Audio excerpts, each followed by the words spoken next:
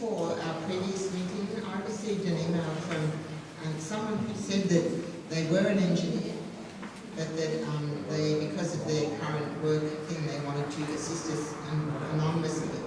And this is what they said. I suggest not concentrating on the tunnelling process itself. The likely risk, the most likely risk is settlement caused by changes in groundwater, as the groundwater will be draining into the tunnel once it is dug. Dewatering will commence during construction and be ongoing, resulting in a permanent drawdown of the water table.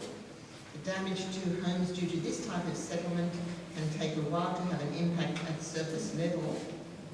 Due to this lag of time from the construction itself, it can be hard to prove it was directly caused by the tunnel construction.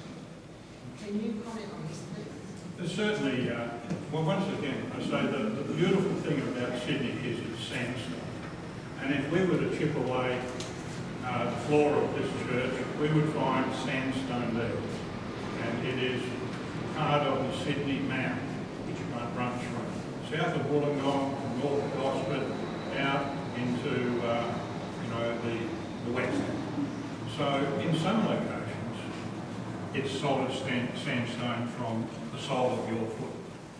In other locations, there is, and this is in the river valleys and the reclaimed areas of Sydney, there is soil over it, and this soil has been placed there somewhat randomly. And so there is a water table in it, and if you go down to alongside the river, in Leichhardt, the water table is 2 feet under the ground. Now, this is why they are saying we're going 46 metres deep.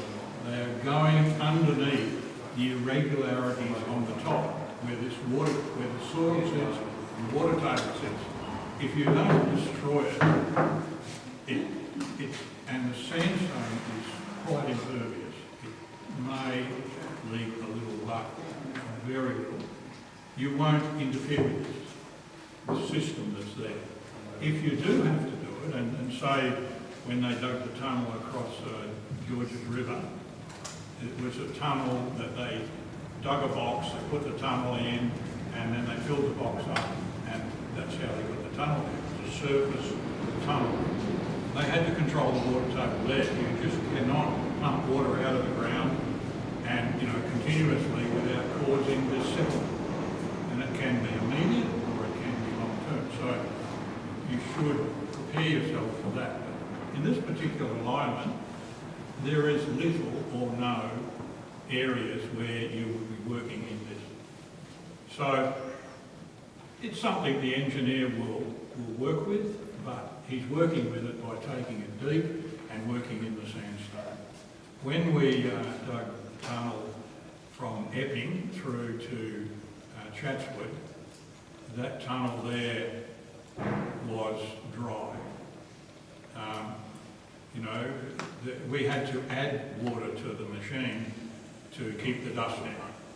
So, and in those tunnels you cut the hole of the tunnel boring machine, you cut the hole, there's a section of exposed tunnel, and then immediately behind it you build the tunnel rings in it to make it a permanent structure. In that section, which is about 15-20 metres long, you can examine the sandstone and it is as good as that wall and dry. So, yes, there is a possibility of water, but you can guard against it and you can also avoid it. Et what you do when you have the water? If you find the water, okay, so what's going on when this machine is working? Yeah. They have geologists with them. There's people that understand rocks and, they're dirt doctors, they're rock doctors, and they know those things. So if they get into an area where they suggest there could be variable ground, you do something that they call drilling ahead. And they go in there with a machine of about 50 millimetres diameter, and they drill in 20 metres, extract it, take the core, examine it, and see that it's wet or dry. And if it's if it's what they expect, you progress on. If it's not, you do other things to hold the water out. You may grout it, inject grout into it to solidify it. You may put air in it to push the water back. There's other things you can do. Because the house in the top, maybe well, centimeters. Yes, there is a possibility it could drop. But what I say here is the sandstone in this particular area is very high. There is not much fill on top. Okay, so if we talk about the possibility of dropping, in Western Australia, when we dug the tunnel up through the city, that was all in sand in high water table. And where we went under some old buildings, historical buildings, we dug a hole alongside them and we grouted underneath them. You can grout in 50, 100 metres, and then as the tunnel boring machine comes up, it's sucking the water away. That machine is sucking water away. And there was settlement being induced to these buildings. Every evening we would go back into this hole and we would inject concrete in and jack the building up. The surveyor would tell us that it's fallen 50 mils or 100 mils, and we would jack it back up. Is there any chance WestConnex would be doing that kind of thing? Well, you know, this is a technical problem. You know, this is a major undertaking where technical problems will be approached. You know, and we've been told that there will be an inspection of things properly before the drilling starts and after it's finished. So you can't go along and say, sorry, my building dropped a centimetre there.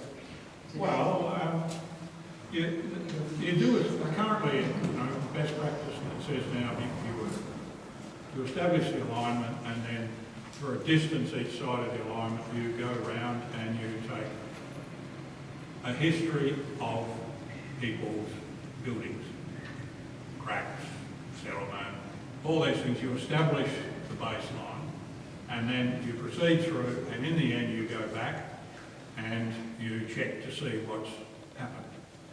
What's the timeline? Because people told me only ago that it's a long process, but what you're saying is at the end they check. But do they then check within that time frame which you see to be a long process? Well, basically, the contractor has, you know, a warranty period of, hard warranty of about a year, and he has a responsibility of about 6 years.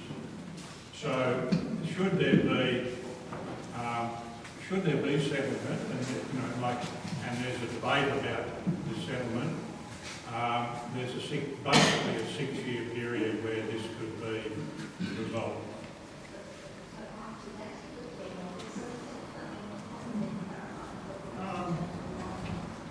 So is it what, like a 6 year after the construction? Yes. Is that like That's best practice in the the industry? government extended warranty goes. So is it the government that is going to be responsible for sustaining it? The government passes its responsibilities on to contractors. And what the government's done here is decided to build this, and so it's put the WestConnect authority between it and the public. And then the WestConnect authority has gone and got contractors to do pieces of it.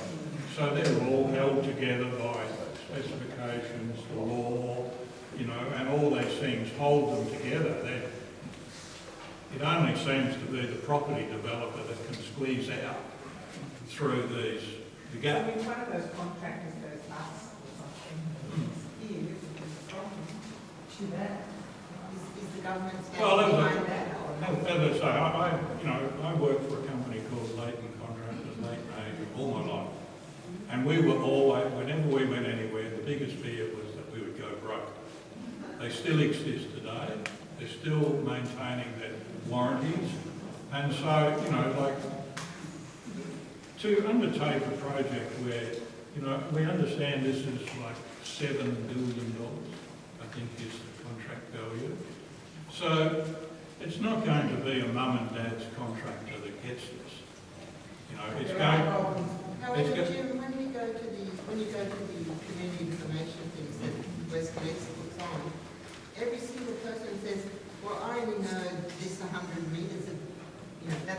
responsible for. I can't answer any questions about anything else. I mean, everybody has their own little compartment, and nobody is taking responsibility for outside of that. There's no global responsibility for it. I would, well, you know, the people that should have the global responsibility are there, whether or not they're using it or taking it is another question. It should be up. This is WestConnex. Or the government. I mean, it's Ultimately, you know, the government is in control. You know, the Minister for Roads, the Minister for WestConnex, these are the people that ultimately have a responsibility. And we've just seen, for some unknown reason, the Minister for Roads replaced. If everyone wants to continue this discussion with a question, otherwise write it down, and I'll try to get to all the people who have written their questions down. Okay. I'll just go with this. I've got a whole bunch of ones that are specifically for Noel's area, but there were a couple of things that came out of what Jim had said. First of all, is it likely that there's anything like happened on the M2 likely to happen with the M4, M5? You can't maybe building holes. Oh, sorry. My apologies. Okay. I'm just going to, Noel's got a group of questions that he can speak to in a moment. There's just a couple of things that are in these many pieces of paper that follow on from what we've just been talking about. One of them was buildings were allowed to fall into a pole after and during construction of the M2. Is that likely to happen with the M4, M5 legal tunnel? That might be a yes or no.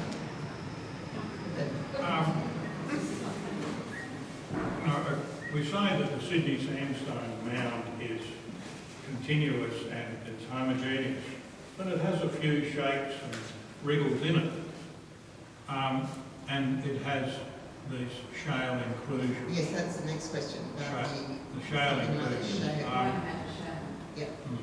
So that's in there. Now what's going on now, and I know there's been protests around it, so they have people boring holes. You know, what appears to be random, but it's most probably along the alignment, their current thinking about the alignment. So they're boring holes.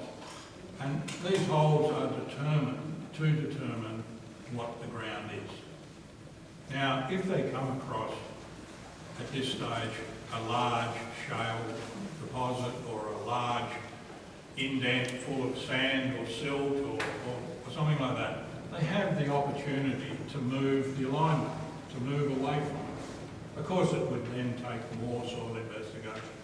And that's why, you know, some would say that it might be a good reason to allow them to do a lot of soil investigation, because the more you find out now, the more you stay clean at the end.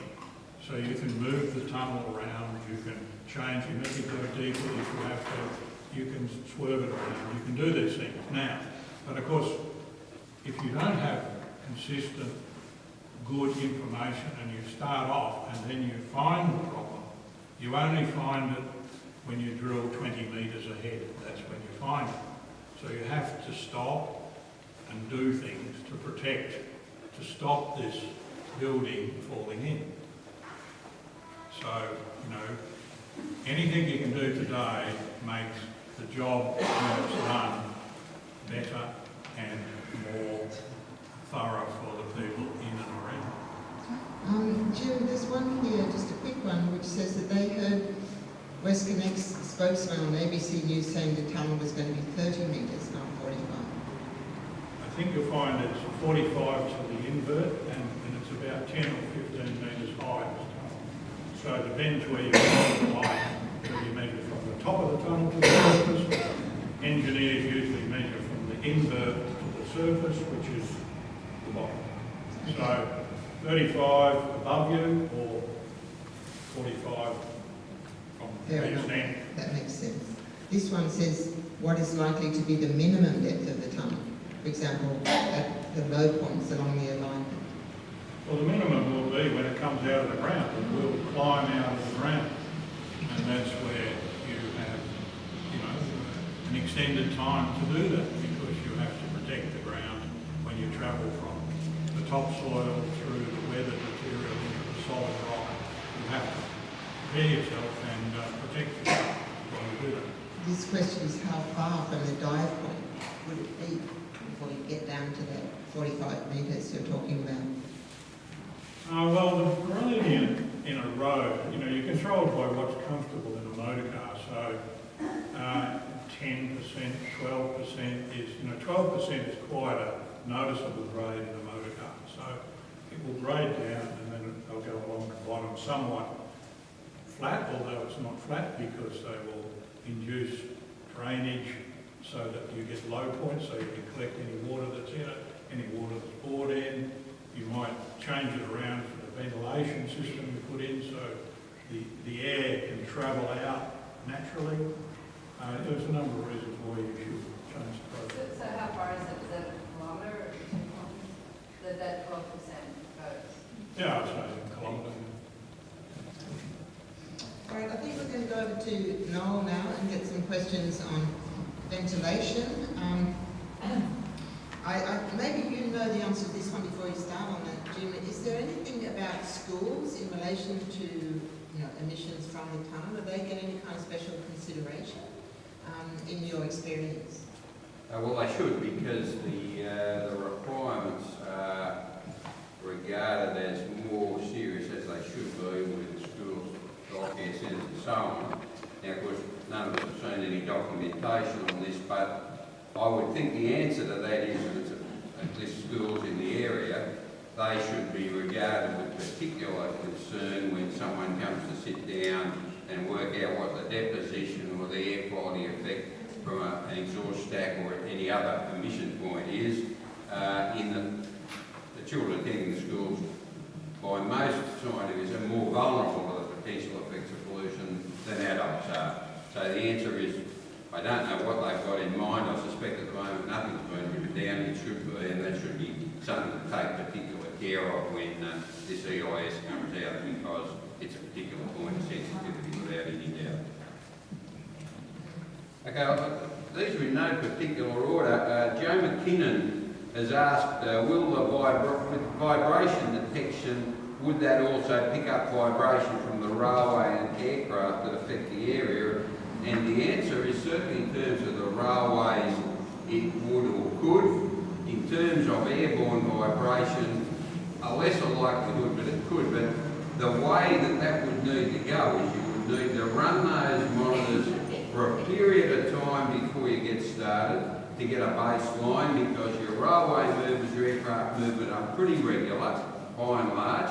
So you'd establish a pattern. This is the existing vibration due to those causes, so that when you can almost then pick the tunnel effect off by difference. And I think you'd need to do it that way. And one of the reasons I think having access to a quantified vibration monitor, it may or may not be a magic solution, but if it comes to a difficulty, and the question's arisen here, difficulties can arise later, and you can bet your life that there's a difficulty, no one will own it. Government won't own it. That's why they've set up the Sydney Motorway Authority. I mean, they're not setting up an outfit like that because they're really confident that they want to embrace every liability in this matter. Now, it's probably good business to do it, but whether it's good morality, I'm not sure. But having that data, and data that you're able to check or have validated yourself, that's not done by a contractor whose next 297 jobs will be for the same company that gave him that job. Because it's amazing how often the reports aren't so bad under those circumstances. A good, objective, validated set of data, before and after, you mightn't need it, but if someone does have a problem, at least they can say, well, here's a reference point, because they're going to be fighting a David and Goliath battle. No question about it. At least that gives them a stone in the slingshot. That's a question of vibration. I've got one from Sue Newbury. Assuming ventilation systems are installed, how many ventilation stacks would be required, and what would be the effect on air quality in the area? My understanding of the model they've got in mind is that, as I said, longitudinal, you push the vehicles and the air in one end, and you take it out, the vehicles go out the roadway, and the air comes out a stack at the other end. In that respect, you have 2 ventilation stacks for a 9-kilometre tunnel, one at each end, at the end of each roadway, one's heading in one direction, one in the counter direction. The effect on air quality in the area depends on the efficiency of the stack. Stacks can be quite efficient if they're tall enough and the emission velocities are sufficient. But the question that arises, and it's part of my concern with that type of ventilation, if you've got a very busy tunnel, you've got the accumulated emissions from all those vehicles over a long period, obviously the load burden of pollutants at the stack is high. So you've got to be very careful with the height of the stack and the speed with which you discharge the emissions, that there's no impacts on the ground around it. It's a pretty important area. The positive is you can achieve quite a lot with emission stacks, but in this case you might well need to, so it's not a trivial area. Now there's a related question,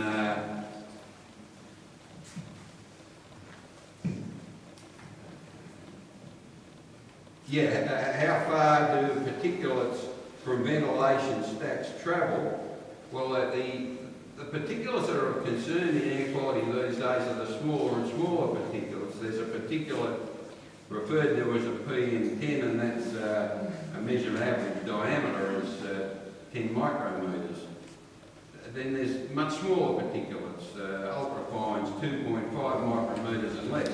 The lighter they are, the more easily they get entrained in the air mass, and they really then just get entrained in the mass and travel for some considerable distance.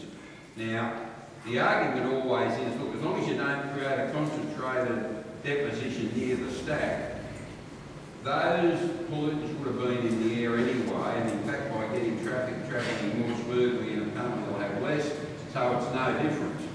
But it has always struck me as odd that in an era where we accept the fact that we shouldn't put too much crap in our oceans and we shouldn't put too much crap in the soil, we treat the atmosphere like a garbage dump.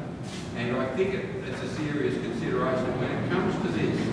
I think that's why those who construct tunnels hate it, but that's why under the circumstances of heavy pollution loads, you need to look at cleaning devices and scrubbers. Now it's a really sensitive area because most civil engineering companies don't want to talk about it, and I can understand why, because they add cost and difficulty. But for example, in the process of finishing a really extensive tunnel system under Tokyo, and they've used cross ventilation or transverse ventilation.